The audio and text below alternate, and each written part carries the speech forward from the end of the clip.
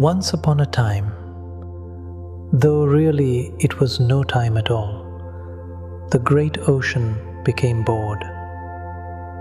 Imagine it, vast, infinite, endless, without edge or boundary. Quite marvelous, yes, but also, after a while, rather monotonous. For eternity itself, if it only gazes at its own vastness, can grow weary of perfection. So the ocean dreamed. It thought, what if I played a game? What if I forgot I was the whole and pretended to be something small, fragile, separate, say a wave?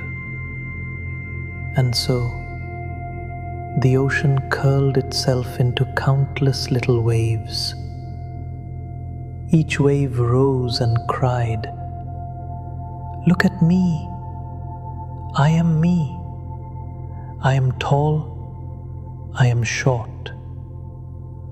I am powerful, I am weak." And the other waves nodded. Yes, yes, you are you, and I am me. This forgetting that the wave was never separate from the ocean, this was the birth of what we call ego. Now, isn't that fascinating? The ego is a mistake, but a beautiful one. For without it, you would never say, I. Without it, there would be no poetry, no lovers,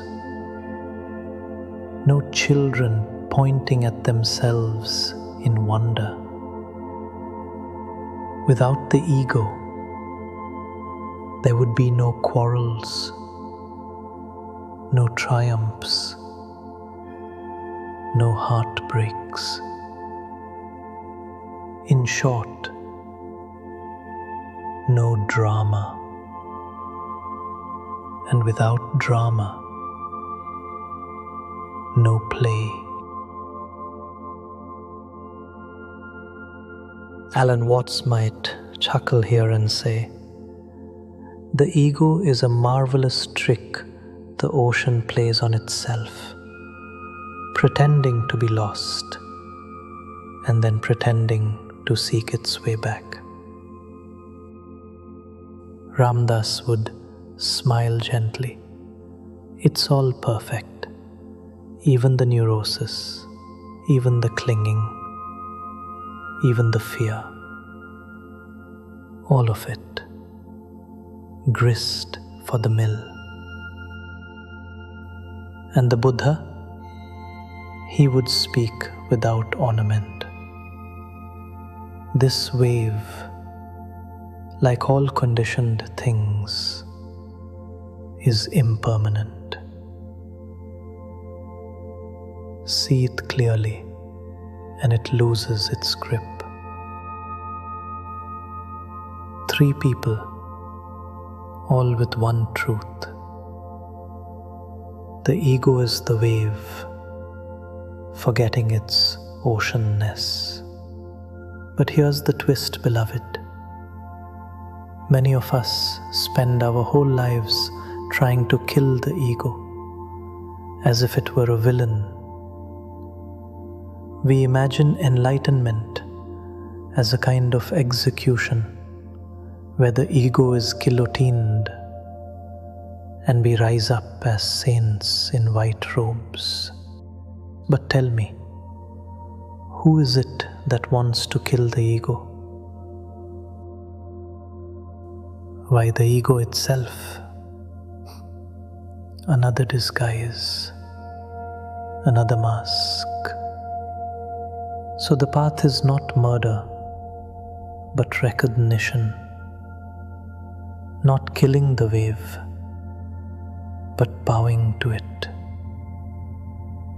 You do not destroy the ego. You see through it.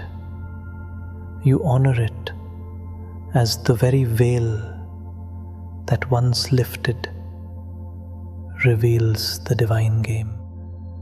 Let's make this very practical. Imagine you are driving and another car cuts you off. Instantly, a surge of heat rises. How dare they? Who do they think they are? That's the wave puffing up, defending its shape. In that moment, instead of condemning yourself for being angry, simply notice, the wave believes it must protect itself.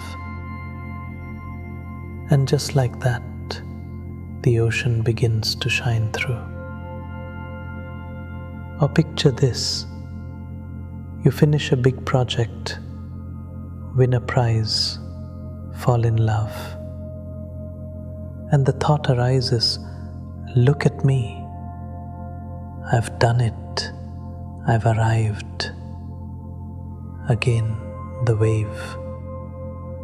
But do not shame it. Celebrate it. Even the illusion of separateness is the ocean at play. Every pang of shame, every puff of pride, every anxious worry, these are waves. They rise, they sparkle, they fall. And all the while, they were never separate from the sea. You see, the great beauty of this mistake is that it makes awakening possible. For how could you awaken if you had never dreamed? How could you remember the ocean if you had never forgotten? The ego is the forgetting, yes, but forgetting is the prelude to remembering. Now, I invite you, look into your own life. Think of a moment this week when you felt deeply separate. Perhaps you were scrolling through the endless feed, comparing yourself to others.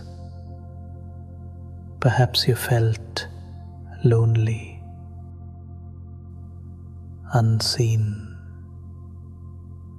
That ache, that is the wave, longing to remember the ocean.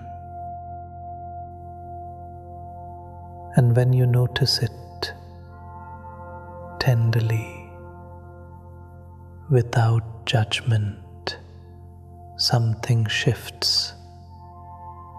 The wave is still a wave, but the ocean shines through. So perhaps now you see, the ego is not your enemy. It is your teacher. It creates the friction that sparks awakening. It sets the stage for the great realization, I was never just this wave. I am and always have been the sea. Let us test this in your own body now. Close your eyes if you wish. Feel the breath entering. This is a wave, a rise, a swelling.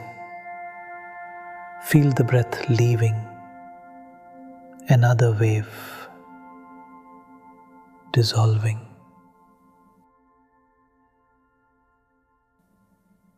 Now sense the silence beneath the breath.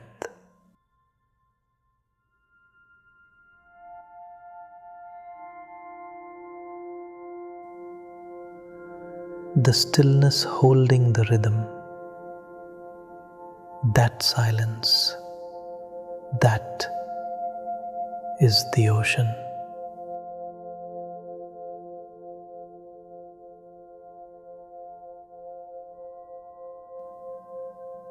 You are both breath and silence, wave and sea. So, beloved, let us not wage war on the ego.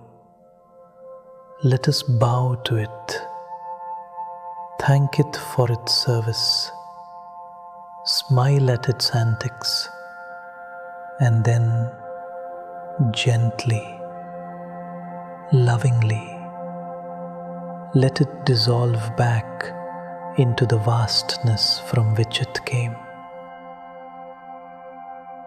You are not here to kill the wave. You are here to watch it dance, to enjoy its sparkle, to remember when it crashes that the ocean has never gone anywhere. That is the beautiful mistake. That is the cosmic hide and seek. And that is the secret joy of awakening.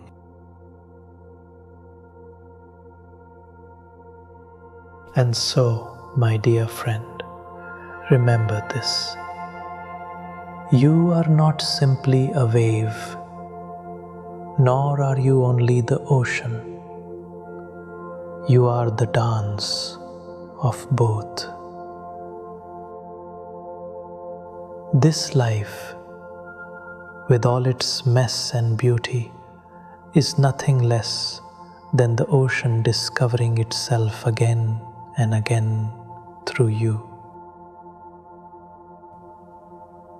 If these words have touched something true in you, I invite you to stay with me on this journey.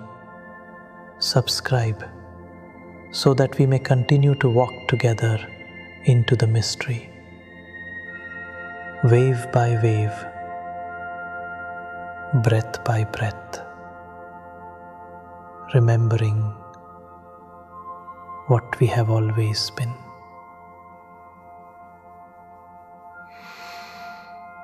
Until we meet again, rest easy in your vastness. You have never been separate.